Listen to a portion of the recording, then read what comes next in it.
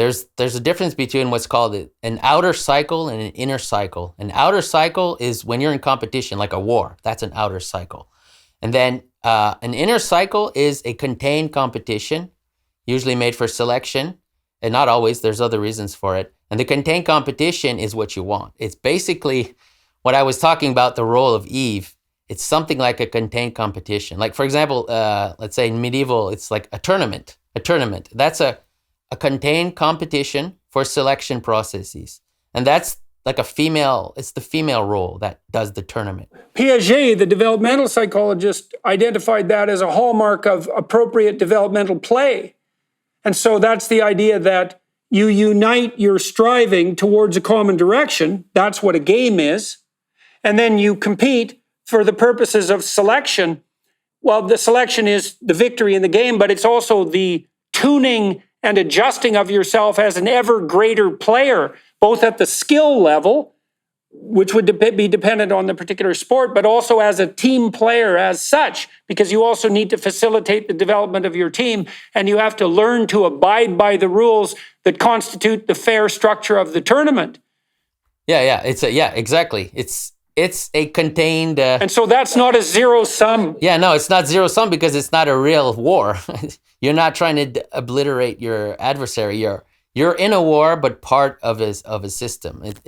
It's the, like I said, the feedback mechanism for a system is called an inner cycle. And when you lose that, then you fall into an outer cycle, which is war. Now you're in constant state of war and competition. When you lose that, you fall out into an outer cycle. So that means that if you don't conduct yourself in some fundamental sense according to the rules of advanced development fostering play, that the alternative to that is that outer cycle of real conflict in the world where negotiations and unity break down and you're forced into a state of tyranny or slavery or war. That's the alternatives. Yeah, and you don't have an arbiter when you're in that level. When you're in the other level, you have is that how you say in English, an arbiter? Yeah. Or a referee. Arbiter sport. Is fine. A referee. Yeah, okay. You don't have that in the war domain, so it might be a never-ending conflict. This is actually one of the, if you are familiar with the story of Jacob and Esau, we have that in that story. It's pretty clear. It starts with the mother, which is Rebecca. She says that inside her womb, they're fighting. She has twins, right, inside her womb. They're fighting inside her womb. So this represents the inner war, the inner cycle that's mediated by her inside her womb. So she has like the wisdom to mediate that, and so she decides who is worthy to be the inheritor of the father.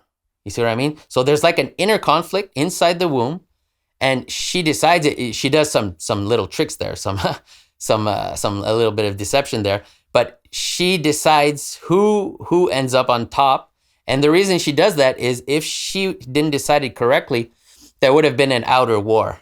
Probably that would have lasted forever between the two, between Esau and Jacob. But then, so basically, what she did avoided a never-ending conflict between the two brothers. And the reason is, well, I don't necessarily want to get into too much detail, but the reason is something like Esau represents the firstborn in general in the Bible, represents the idea that you have to solve the problem now. That's the firstborn, because that's his job.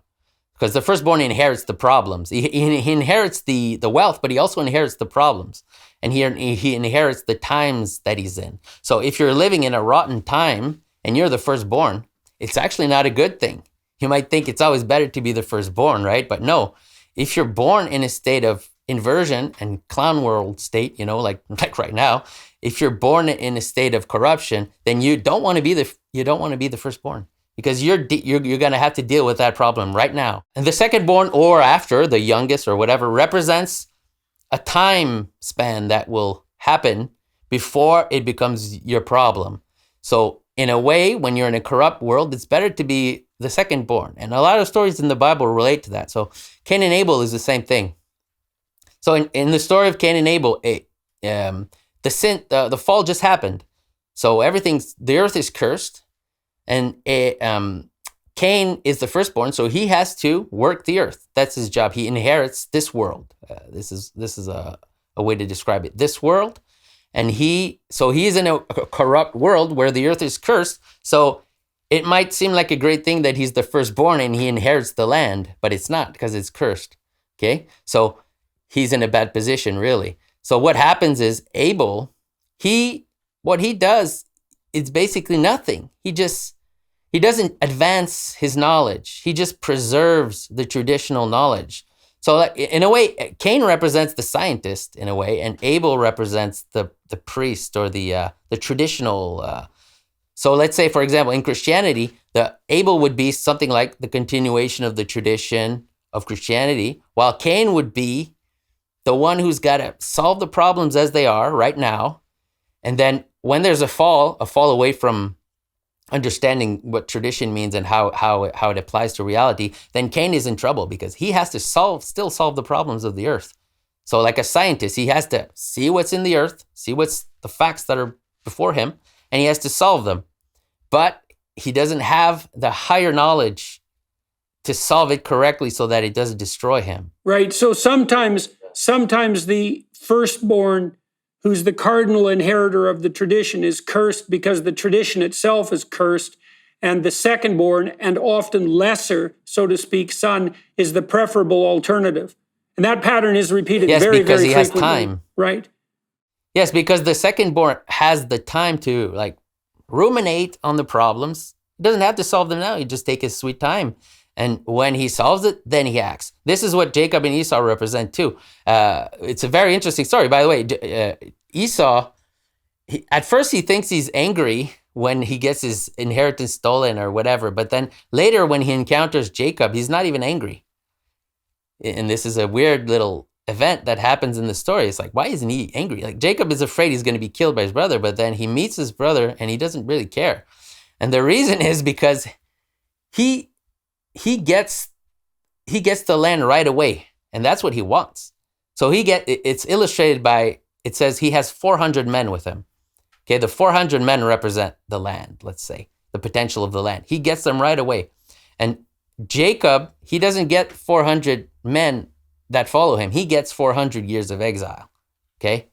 So the 400 years of exile is the time needed for the rumination to solve the problem correctly and slowly and patiently instead of rushing into it. It's a solution to not eating the tree of the knowledge of good and evil. You need to wait for the solution and then you can do something.